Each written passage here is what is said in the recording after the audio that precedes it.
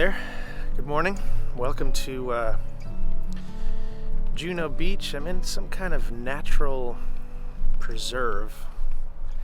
There's a ton of bugs around here, but it's also like a bird sanctuary, and it's absolutely beautiful.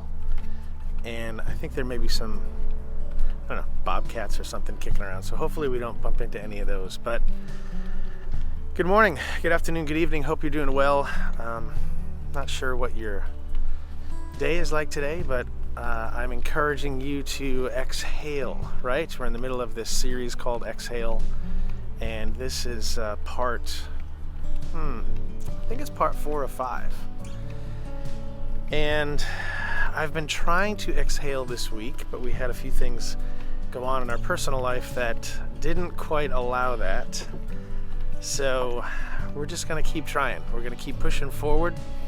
It's funny how once we decide that, and somebody mentioned this in one of the comments either last week or the week before, once we decide that we're going to actually try to start to slow down and make an intentional point of slowing down or trying to rest or take a Sabbath, like things just multiply and get crazier and crazier and crazier. So I don't know if that's been happening to you lately. It's certainly been happening to me, and I'm finding that I have to fight for my time even more, which is a little frustrating, but it's all part of the deal. So Exhale part 1, 2, and 3, we were chatting about just resting and taking the Sabbath, right? A little bit, but a few of the things that we were talking about was, one, trying to find a way to slow down and kind of begin the destruction of distraction. And when we try to do that, it gets hard. So one of the steps was, okay, maybe we turn off our phones for 30 minutes each day. So let me know in the comments how you're doing with that. We're 2 weeks into that, and again, I've been able to kind of do it, not do it, not want to do it, if I'm being honest. Like, it's been a frustrating thing to try and step away from having that control so much of everything that goes on every single day. So there's that. And then the second thing we decided to do last week was actually stop at stop signs. And a lot of you, I saw your comments and you were like, well, don't we actually stop at stop signs anyways? And maybe you do already, and that's wonderful. But up here in the north, and actually even down here in where I am now in Florida, like, I've been noticing that stop signs are more like pause signs, where you just come to a rolling slowdown and then keep going. And the thought was, maybe we can actually stop and teach our bodies and our minds and our souls to learn how to stop just for a minute and see what that looks like. And it's actually been hard. I blew it. It's funny. I did I shot that video last Saturday, or Wednesday or Thursday.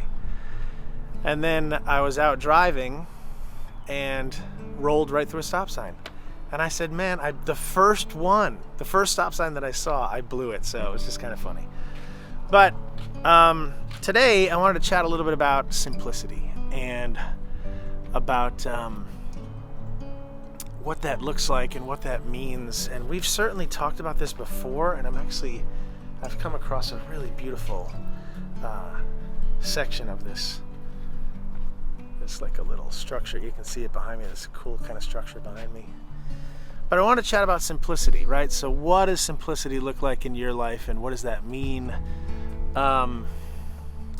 Simplicity is, one definition that I found was, simplicity is the intentional promotion of the things we most value and the removal of everything that distracts us from them. So, part of me wanted to come on today and just chat about simplicity and about what we most value. And I haven't even spent that much time thinking about this, because I wanted this to kind of be fresh and raw in the way that I'm processing it, because simplicity means a lot of different things, I think, to a lot of different people. But I love this definition, and I got this out of that book that John Mark Comer book, the intentional promotion of the things we most value and the removal of everything that distracts us from them. So if you look at your life, what do you most value? Maybe that's a good question to start with today. What do you most value, right?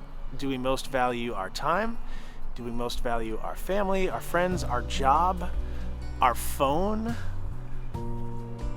What was just left out of that list? Do we most value Jesus? And that's, I think, what we're really trying to promote here, right? We're trying to promote the valuation of Jesus and of God in our lives. And all of those other things that I mentioned sometimes distract us from Him and putting Him first in our lives. Like, wait, yes, we'll get to Jesus, but man, don't we have like jobs that we need to take care of? And don't we have all of this other stuff in life that just continues to pull at us and pull at us and pull at us and pull at us? And yet sometimes He just takes the back seat in our lives, and that's what we're trying to avoid. So think about that definition. Think about what that means. The intentional promotion of the things we most value in our lives, right? And then the removal of everything that distracts us from it. So it's an interesting point. Like, okay, I most value Jesus in my life. Let me start there. He sustains me. Strength, peace, joy, hope, love, all of that stuff in my life comes from the Father. So what distracts me from that? The rest of life is the quick answer, but that's not, what we're shooting for. It's like you have to get specific with what distracts you from that stuff in your life.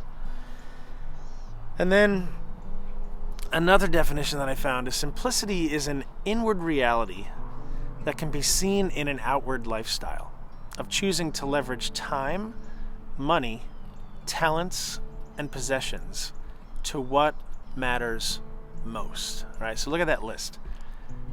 Time, money, talents, and possessions, right? It's pretty much everything in our lives that could potentially distract us from who Jesus is in our lives. And you look at time, and how do we classify time in our lives, right? How do we put together time? How do we value time? How do we use time? How do we misuse time, right? That's certainly one way to start the conversation and be like, wait a minute, like this is crazy. What have I just spent the last 2 hours doing? I was looking at the definition of an addict when it comes to social media, and the first thing that they said was,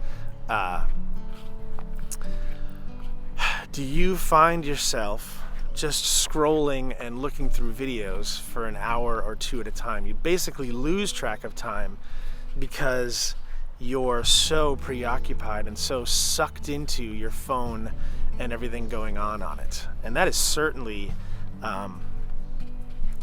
that's certainly one thing to get wrapped up in. So time, think about your time. Think about your money, right? What happens with money? What does money look like in your life? How do you use money? How does money use you? Do you control your money, right? I'm a big fan of Dave Ramsey and his whole plans.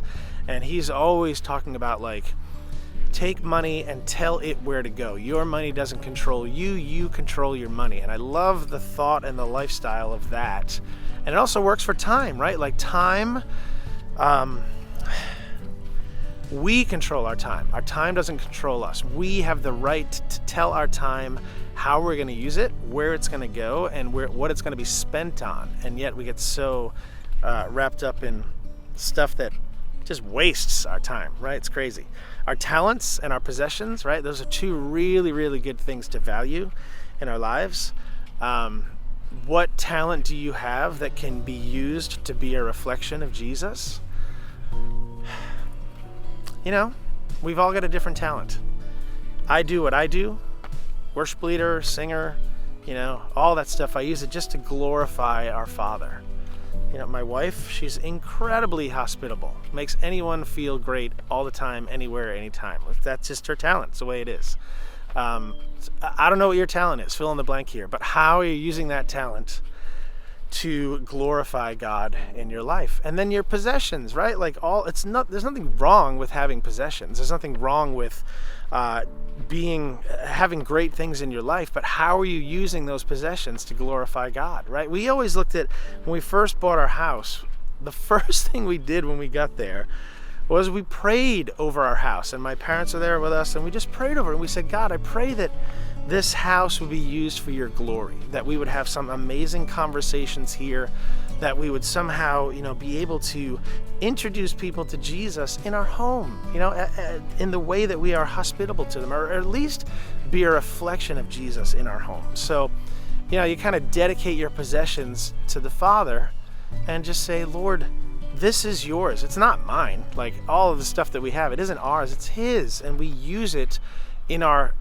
journey to introduce more and more people to Jesus every single day. So I really like that quote, like, simplicity is an inward reality that can be seen in an outward lifestyle of choosing to leverage time, money, talents, and possessions towards what matters most.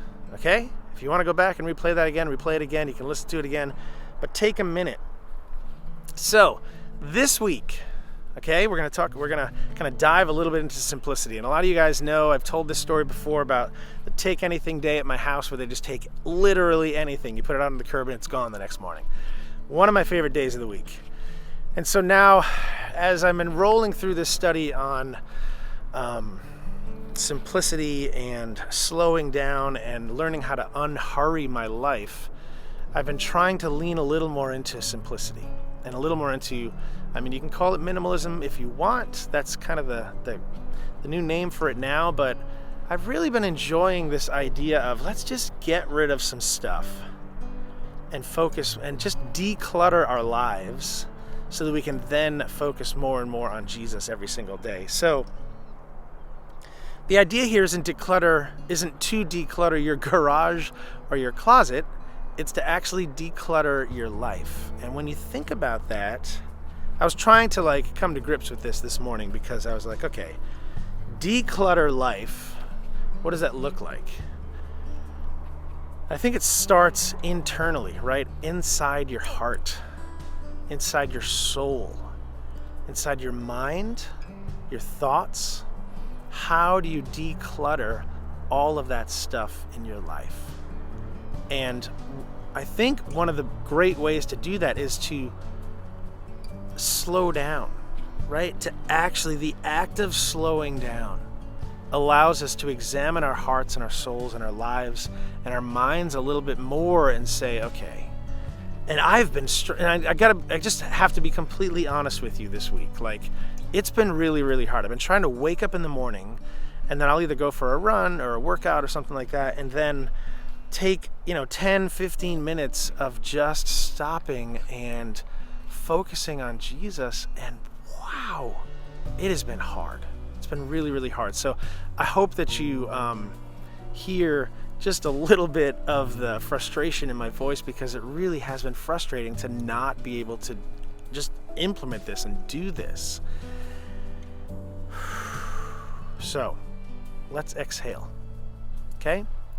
Let's exhale a little bit and just let God into our possessions, into our heart, into our lives, into our souls, into all that we have, right? And I don't know what that's going to look like for you this week, but the thought was maybe this week we continue with the turning our phones off every day, right? 30 minutes, 45, if you can get to an hour, killer. And then the other thing is, keep stopping at stop signs. Teach your body, your soul, to actually stop and begin the habit of that. Even if it's just when you're walking, to literally just stop. And then maybe this week we start working on decluttering our souls and decluttering our lives. And I personally think that starts with decluttering our surroundings, right? When you're living in and amongst the chaos of clutter in your house, it's hard for your soul to slow down and your heart to slow down a little bit, because it's just surrounded by clutter. It's an interesting phrase, the clutter of chaos. Anyway, there's another one. But maybe that's what happens this week, right? Take a half an hour a day and just start to pick away at the stuff that you have in your house that you really don't need. And maybe it's, start in your closet, right? A small closet. That's kind of the easiest way to start this. And just go through stuff that you haven't used in 6 months or a year and give it away. Salvation Army, Goodwill. There's places all over the place where you can give stuff away. And then once you get through that, maybe start going through your bookshelf. Maybe there's some books that you don't need anymore. Maybe there's some junk sitting on your shelves that's just like, why am I keeping that, And I started doing this about a year ago, and I stalled out for the last couple of months just because I got too busy and too hurried. But it's been an interesting process when I first started. I'm going to dive, once I get back from this Florida tour, I'm going to dive back into it as much as I can over December and January, because it's an important thing. And I found myself, like, the area that I work in my basement, I really got through a bunch of stuff there and decluttered it. And I was like, yeah, this is good. It feels good to just stop all of this and just have it go away. So maybe this week, maybe you start, right? Maybe it's only 15 minutes a day where you just let me just dive into this for 15 minutes and just declutter for 15 minutes and just make room and make space for God in your life for 15 minutes. It's a good way to do things. So I encourage you to do that today. Take a minute, step back, declutter, and just let God into that 15 minutes. And then push it to 20, push it to 30, and declutter. Get rid of some stuff. Get rid of the stuff in your life, both physically and emotionally, that are distracting you from God and who He is in your life. Alrighty? Man, that's good stuff. I pray that as we continue to dive into this, that Jesus would be glorified in it all. Okay, so today, exhale. Find Jesus in it, and find Jesus for it, I guess you could say. Okay, we need to fight for our time. Fight for all that God wants to bring into our lives. All right, guys, we'll see you on the next one. Head over to joindaysband.com if you want to join our community. We'd love to have you there. And fight for your time this week. Start to declutter your lives and your souls. All right. We'll see you on the next one. Take care.